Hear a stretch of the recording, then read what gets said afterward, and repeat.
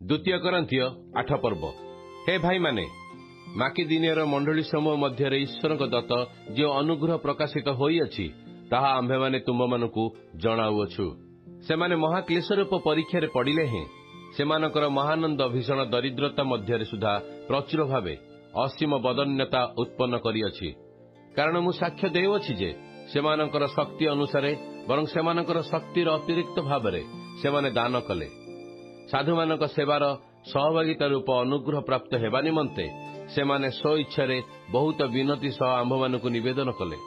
एथिरे सेमाने जे केवल आम्भमानक आशा अनुसारे कले ता नुहे, मात्र ईश्वरक इच्छा द्वारा चालित होई प्रथमे आपणा आपणाकु प्रभुक निकटरे एवं आम्भमानक निकटरे समर्पण कले। एणु तीतस तुम्हामानक मध्यरे एई अनुग्रह कार्य जो प्रकार आरंभ करथिले सेई प्रकारे ता जेपरि समाप्त मध्य करंती एथि निमंते ताहांकु उत्साह देलु।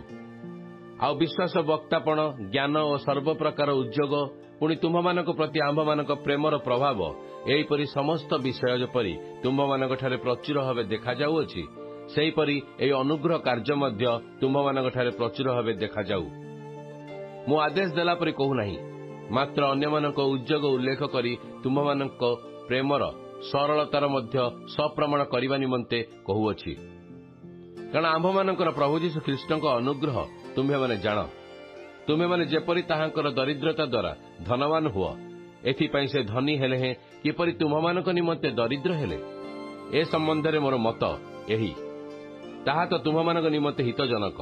जणु गत वर्षरू तुम्हे माने से प्रथम करी कार्य आरंभ कल ताहा नुहे, मात्र यह करबा निमंते प्रथमरे इच्छा सुधा करिथिल। एबे सेई कर्म मध्य समाप्त कर, जेपरि इच्छा करिवार जे प्रकार आग्रह भाव थिला सेई प्रकार तुम्हामानकर अवस्था प्रमाण कार्य मध्य समाप्त हेबो। कारण जदि आग्रह भाव थाए तेबे ताहा जनकर भावानुसारे सुग्राह्य नुहे, बरं ताहार जहा अछि तदनुसारे सुग्राह्य हुए।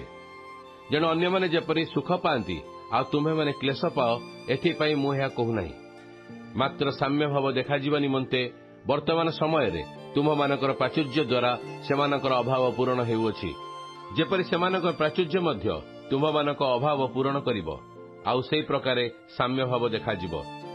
जेपरि लेखा अछि, जे अधिक संग्रह कला ताहार बळिला नाही, आउ जे अल्प संग्रह कला ताहार अभाव हेला नाही। किंतु ईश्वरक धन्यवाद हेउ, से तुम्हामानक निमंते तीतस्क हृदय रे समान उद्योग जन्माई अछंती। कारण से जे केवल आम्भमानक अनुरोध ग्रहण कले ताहा नुहे, मात्र से निजे अत्यंत उद्योगी होई स्व इच्छारे तुम्हामानक निकटकू जाउअछंती। पुणी तांको संगे आम्भे माने आउ जणे भाई को पठाउअछु।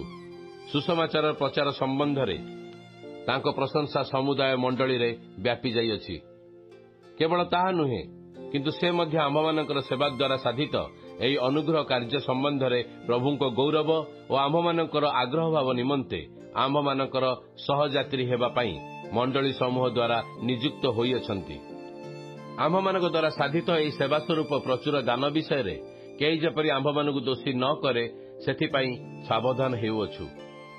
कारण केवल प्रभुंक दृष्टि नुहे, किंतु मनुष्य मानक दृष्टि मध्य जहा सब उत्तम से सब आम्भे माने विवेचना करू। पुणी आम्भे माने आम्भमानकर आउ जणे भाई को मध्य सेमानकर संगे पठाउअछु। तांकु आम्भे माने अनेक विषय रे अनेक थर उद्योगी बोली प्रमाण पाइअछु। पुणी तुम्हामानक ठारे दृढ़ विश्वास करिबारु से एबे आहुरी अधिक उद्योगी होइअछंती।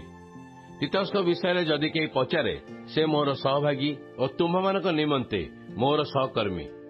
किए बा जदि आम्भमानक भाईमानक संबंधरे पचारे से माने मंडली समूह द्वारा प्रेरित पुणी ख्रीष्टंकर गौरव स्वरूप।